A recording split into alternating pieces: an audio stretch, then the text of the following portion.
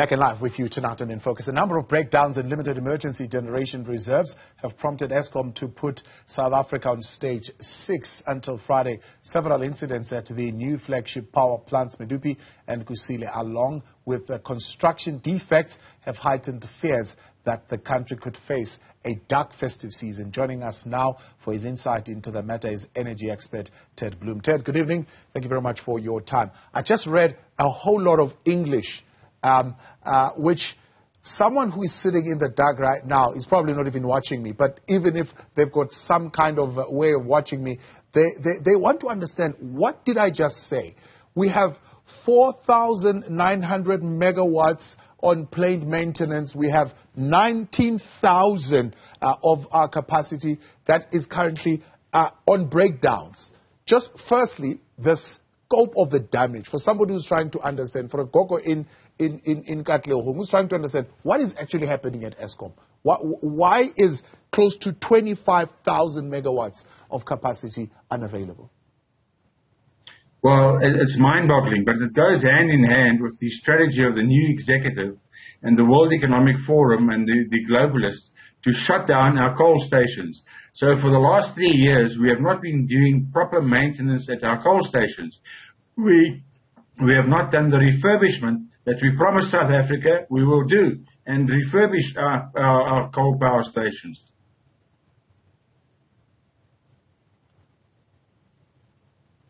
So basically, the fleet and 19,000 unplanned breakdowns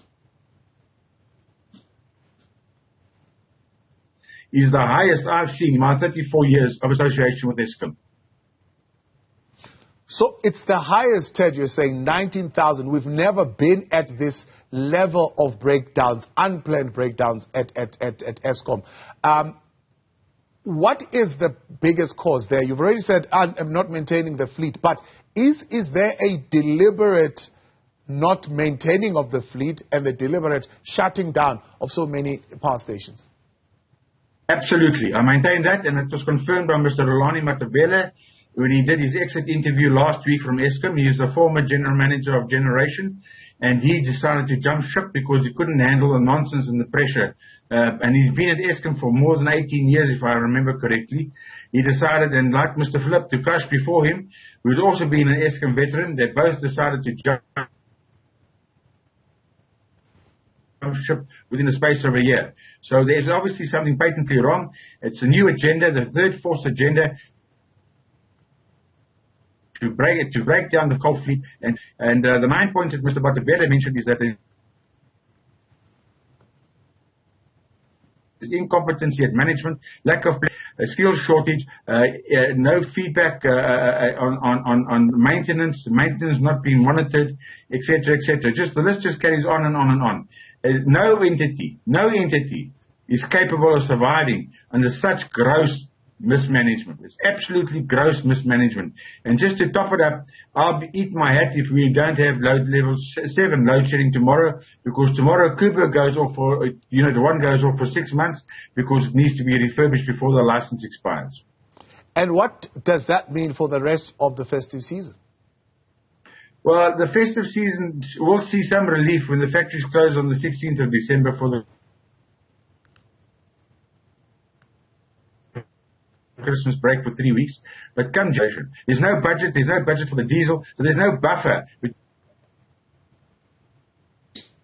between units breaking down and Eskom notifying us. I mean, it's just to show you how pathetic Eskom is. Sikanati put out his press release about level 6 load shedding at 11:20 this morning to take place at 12 o'clock, so less than a half an hour's notice, basically. It took a memorandum and circulate that to the press. 5 hours for a 1.5 page memorandum. It's pathetic. It's absolutely pathetic. Ted Blom, let's leave you there. Unfortunately, that line also giving us a bit of a challenge there. That's energy expert Ted Blom outlining for us some of the challenges that we are dealing with currently with 19,000 megawatts of power on unplanned maintenance. And that, he says, is the highest he's ever seen at Eskom to date, and he has been watching that for many years.